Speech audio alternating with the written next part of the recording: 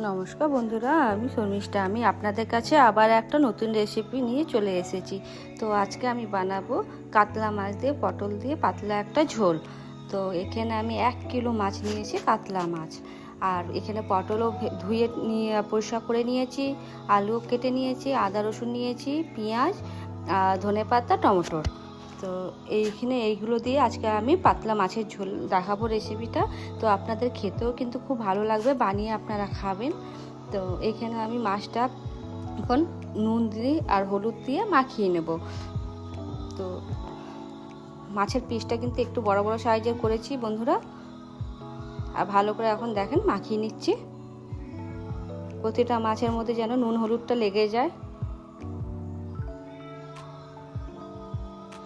মাছের পিস আপনাদের মতন সাইজের মতন করে নেবেন। আমি একটু বড় বড় সাইজের করেছি বন্ধুরা। এখানে কড়াই চাপিয়ে দিলাম, কড়াইয়ের মধ্যে সরষের তেল দিলাম। এবার তেলটা একটু গরম হয়ে যাক। তেলটা আমি চারদিকে কড়াইয়ের মধ্যে লাগিয়ে দিলাম, যেহেতু মাছটা সেটে যায় তো কড়াইয়ে, যেন ছাড়বে না। এবার মাছগুলো এক এক করে আমি ভেজে নেব।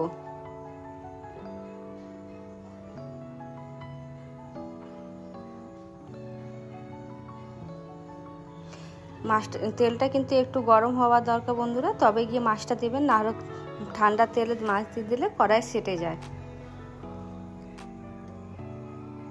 মাছটা কিন্তু উল্টে পাল্টে ভালো করে লাল লাল করে ভেজে নেব। দেখেন আমার কিন্তু এক সাইডটা কিন্তু মাছটা ভাজা হয়ে গেছে, আমি পাল্টিয়ে দিলাম আরেক সাইড। দেখেন কি সুন্দর মাছটা ভাজা হয়ে গেছে। এরপর আমি সব মাছগুলোকে নামিয়ে নেব তেল থেকে।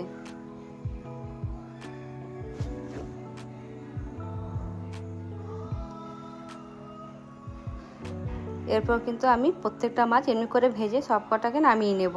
দেখেন সব মাছ কিন্তু আমার ভাজা হয়ে গেছে। তো আমি মাছগুলোকে নামিয়ে নিচ্ছি। এবার কিন্তু ওই তেলেই আমি এখন পটলগুলো ভেজে নেব। আর আমাকে কিন্তু তেল দিতে হবে না বন্ধুরা, এই তেলে কিন্তু আমি মাছের ঝোলটা বানিয়ে নেব। পটলটা কিন্তু ভাজা হয়ে গেছে। এই আলু পটল মাছ ভাজো বলে কিন্তু বন্ধুরা আমি একটু তেলটা আগে বেশি দিয়ে দিয়েছিলাম। তো এবার কিন্তু আলুটা এবার ভেজে নিলাম।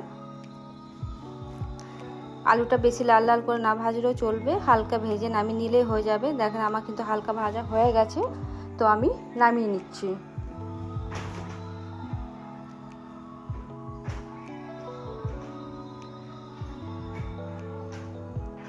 বাস এই তেলে আর কিন্তু আমি কোনো তেল দেবো না। এরপর বন্ধুরা আমি কিন্তু মাছে ফোড়ন দিলাম, মেথি ফোড়ন দিলাম, কিন্তু আপনারা পাইলে কালো জিরেও ফোড়ন দিতে পারেন বা গোটা জিরা। আর তার মধ্যে আমি দিলাম এবার পেঁয়াজ। আমি এখানে বড় সাইজের দুটো পেঁয়াজ নিয়েছি। আজকে কিন্তু আমি না পেঁয়াজ বাটবো না টমেটোর বাটবো বন্ধুরা, সব গোটা গোটাই দেবো, বেটে কিছুই দেবো না, শুধু আদা রসুনই বাটবো।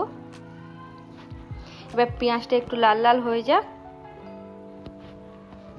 দেখেন পেঁয়াজটা কিন্তু লাল লাল হয়ে গেছে, তো আমি এখানে আদা রসুনের পেস্টটাও দিয়ে দিলাম। এবার বাটির মধ্যে যে আদা রসুন রাখা ছিল সেটা ধুয়ে জলটাও দিয়ে দিলাম বন্ধুরা। এরপর আমি 2 থেকে 3 মিনিটের মতন আমি কিন্তু আদা রসুনটাও ভাজবো। দেখেন আদা রসুনটা কিন্তু আমার ভাজা হয়ে গেছে যেহেতু, তো আমি এখানে আমি হলুদ দিলাম, আধা চামচের মতন লঙ্কা গুঁড়ো, ধনে গুঁড়ো আর জিরে।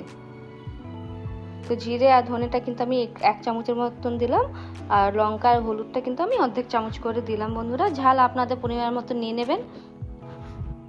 আর যেহেতু আমি এখন কাঁচা লঙ্কা দেবো বলে আমি শুকনো লঙ্কাটা অল্পই দিলাম। এরপর জল দিয়ে কিন্তু মশলাটাকে ভালো করে কষিয়ে নিতে হবে।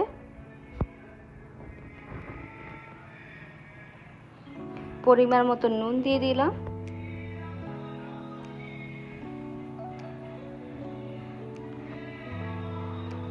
বারে বারে কিন্তু আমি একটু জল দিয়ে দিয়ে কিন্তু আমি মশলাটা ভাজছি, যেন নিচে লেগে না যায়। দেখেন আমি এখানে কিন্তু 8 থেকে 9 খানা কাঁচা লঙ্কা দিলাম বন্ধুরা।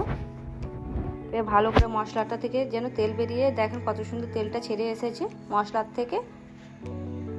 এরপর কিন্তু আমি আলুগুলো দিয়ে দেব। আলু দিয়ে আমি বেশিক্ষণ ভাজবো না বন্ধুরা, 2 থেকে 3 মিনিটের মতন ভেজেছি।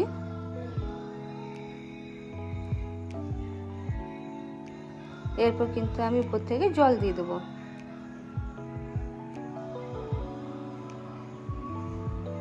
পরিমাণ মতন আমি জল দিয়ে দিলাম, যতটা আমাদের ঝোল রাখা দরকার অতটাই।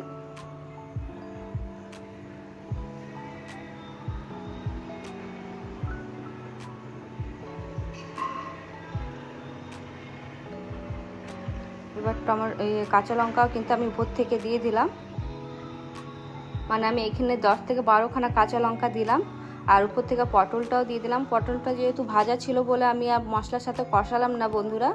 আর উপর থেকে আমি মাছগুলোকে দিয়ে দেব।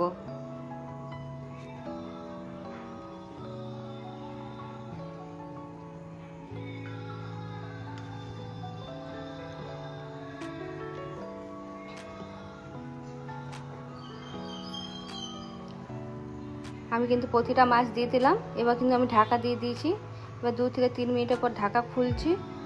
তো দেখেন কত সুন্দর মাছের ঝোলটা ফুটে উঠেছে। আর এখানে আলুটা কিন্তু সিদ্ধ হয়ে গেছে।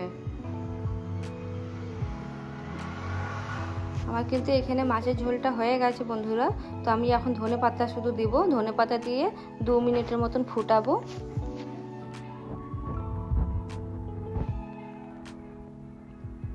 এই মাছের ঝোলটা খেতে কিন্তু খুবই সুন্দর লাগে। গরম গরম ভাতের সাথে তো হেভি লাগে খেতে বন্ধুরা। তো আপনারা বানিয়ে খাবেন কখনো, খুব সুন্দর লাগবে খেতে। আর মেথি ফোড়নের জায়গায় আপনি কাঁচা লঙ্কাও দিতে পারেন। আর যদি ভালো লাগলো এই মাছের ঝোলটা, তাহলে লাইক, শেয়ার, সাবস্ক্রাইব করে দিবেন। কমেন্ট করে জানাবেন কেমন হয়েছে। আর শিওর আপনারা কিন্তু বানিয়ে খাবেন।